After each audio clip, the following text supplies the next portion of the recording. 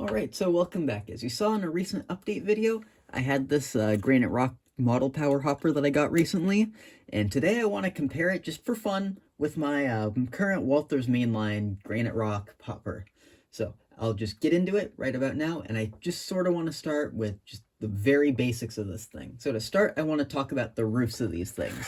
So if you look, this one is an open hopper, as the real life things are, and this one's covered. It's just a molded cover. I've seen some where people have managed to remove the roofs. If I can figure out how, I definitely like to do that. But for now, it's a really fun, random thing to have around. Which again, I don't want to knock this thing because it's just more toy-like than this, obviously.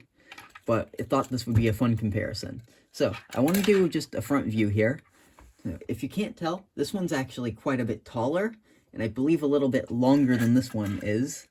The stilts on the side of this thing are actually much different than on this, as well as the little ends. You can tell this one's a lot more just open instead of slanted.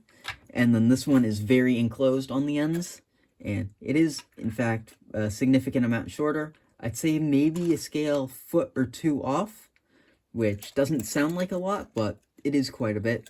And I know we're not at the bottom yet, but the hatches look quite a bit different on these things. So I think that's most of everything about the side view. Also, the trucks are different, but that's just a model power thing, so I'm not going to knock it too much for the trucks.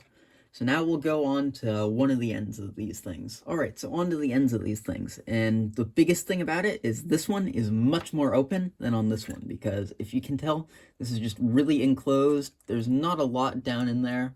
All these details are molded on, which, again, typical of the time. And this brake wheel is here, and this little step thing is here.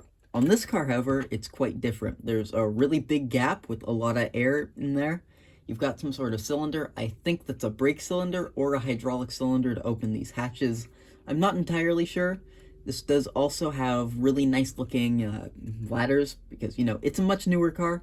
The handrail, or not handrail, the handbrake and the little step for it are actually in a much different spot, which is kind of interesting to me. Which I know these models aren't, this one isn't at all accurate, but it's just kind of a fun little interesting thing about it. So now I'll go on to the other end. The other end is basically the same story, except there's less off about it, quite honestly.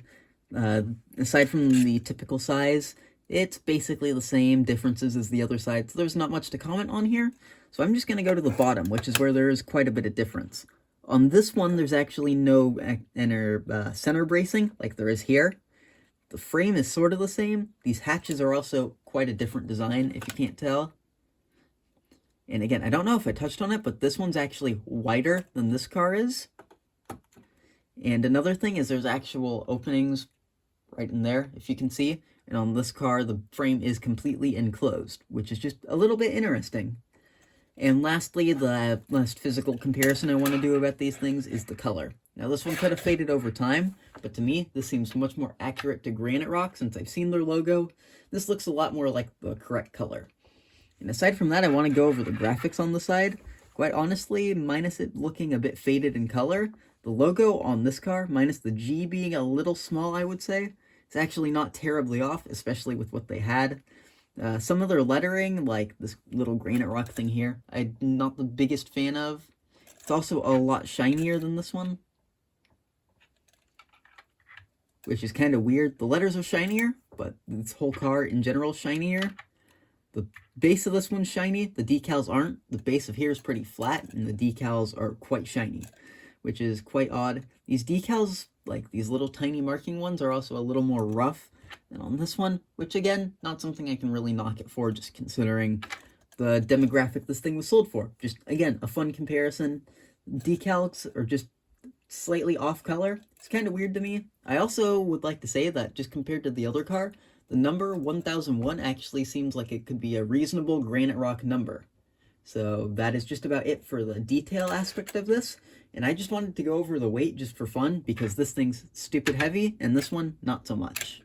Alright, so I've got my little scale out here, which, again, isn't completely the most accurate thing in the world, but it will work perfectly well for the purposes of just weighing these things.